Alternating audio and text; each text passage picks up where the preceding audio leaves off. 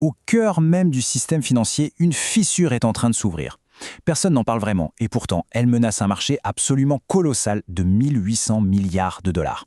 Ce qui est en train de se passer, c'est un véritable signal d'alarme que beaucoup de gens ignorent encore. C'est un peu comme être dans une pièce bondée et voir la seule porte de sortie se réduire, jusqu'à se fermer. C'est exactement la situation, assez angoissante il faut le dire, dans laquelle se retrouvent aujourd'hui de très nombreux investisseurs. Et voilà, ce n'est plus une théorie, c'est devenu une réalité. La porte s'est bel et bien refermée. Et ça crée une tension silencieuse, mais extrêmement intense, au cœur du système de crédit. Alors pour bien comprendre, il faut revenir au tout premier symptôme. Comment est-ce que cette fissure, qui était d'abord invisible, s'est tout à coup révélée au grand jour?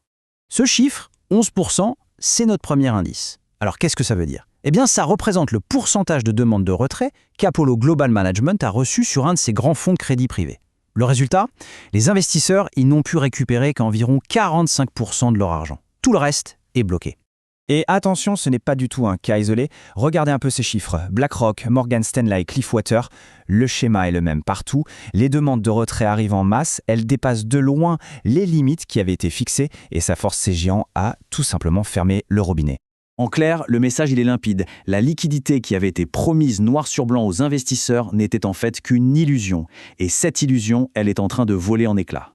Mais alors, comment en est-on arrivé là? Pour le comprendre, il faut plonger dans la structure même de ce marché. D'où vient ce décalage total entre ce qui était promis et la réalité?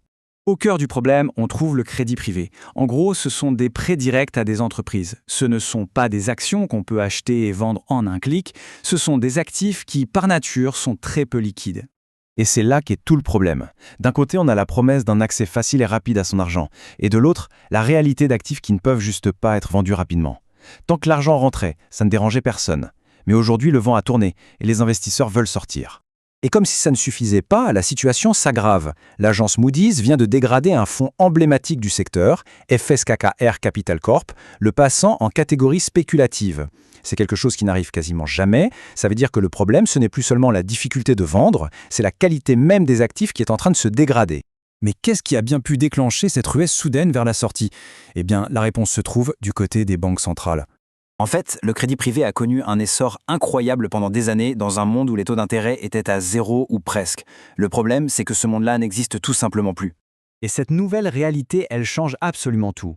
Pourquoi s'embêter à rester bloqué dans un produit risqué, illiquide, quand on peut obtenir un rendement presque aussi bon sur l'actif le plus sûr et le plus liquide du monde? Le calcul pour les investisseurs a radicalement changé. Normalement, une fissure d'une telle ampleur devrait faire la une de toute la presse financière. Alors comment ça se fait que si peu de gens en parlent? Tout simplement parce que l'attention du marché est complètement ailleurs. Tout ce va-et-vient quotidien des marchés, ces mouvements qui captent toute l'attention médiatique. En fait, ce n'est qu'un écran de fumée. Voilà sur quoi les marchés se concentrent. Les prix du pétrole, les gros titres géopolitiques, les petits rebonds techniques.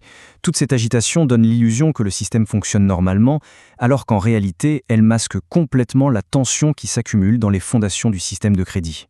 Ce à quoi on assiste, ce n'est donc pas une panique soudaine et visible comme on peut l'imaginer, non, c'est quelque chose de bien plus insidieux, une sorte de bank run, mais au ralenti. Le processus est à la fois simple et assez pervers.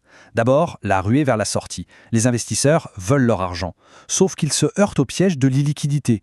Les gérants ne peuvent pas vendre sans provoquer un effondrement. Du coup, que font-ils? Ils verrouillent les portes. Et la conséquence, c'est que les prix, eux, ne baissent pas. Ça entretient l'illusion que tout va bien, alors que le système est en train de geler sur place. C'est ça qui est fou. Le marché ne s'ajuste pas par les prix, mais en changeant les règles en cours de partie. Et ça, c'est le signe d'une fragilité extrême qui est cachée derrière des valorisations qui ne veulent plus rien dire. Bien sûr, une tension pareille, ça ne reste jamais confiné à un seul endroit. Elle commence à se propager, et des signaux apparaissent là où on ne les attend pas forcément. Et ça nous amène à une question qui peut paraître étrange. Si le système financier est sous pression, une valeur refuge comme l'or ne devrait-elle pas, normalement, monter? Eh bien, pas forcément, et la raison est très révélatrice. La pression qu'on voit sur l'or n'est pas du tout un signe de sa faiblesse en tant que valeur refuge. C'est même le contraire. C'est le signe que certains gros acteurs, comme des pays du Golfe par exemple, sont obligés de vendre leurs actifs les plus liquides pour obtenir du cash dont ils ont désespérément besoin. C'est la règle d'or dans une crise de liquidité, on vend ce qu'on peut vendre, pas ce qu'on veut vendre. Donc on vend même les meilleurs actifs. Non pas parce qu'ils sont mauvais, mais parce que ce sont les seuls qui trouvent encore preneurs. La pression sur l'or, c'est donc un symptôme direct du gel qui est en train de se produire ailleurs. Et voilà où on en est aujourd'hui. Les fondations du système de crédit envoient des signaux de plus en plus clairs, de plus en plus forts. Le marché, lui, reste complètement absorbé par le bruit du quotidien. La question n'est plus de savoir si la fissure existe, mais plutôt de savoir quand le marché va enfin arrêter de regarder ailleurs.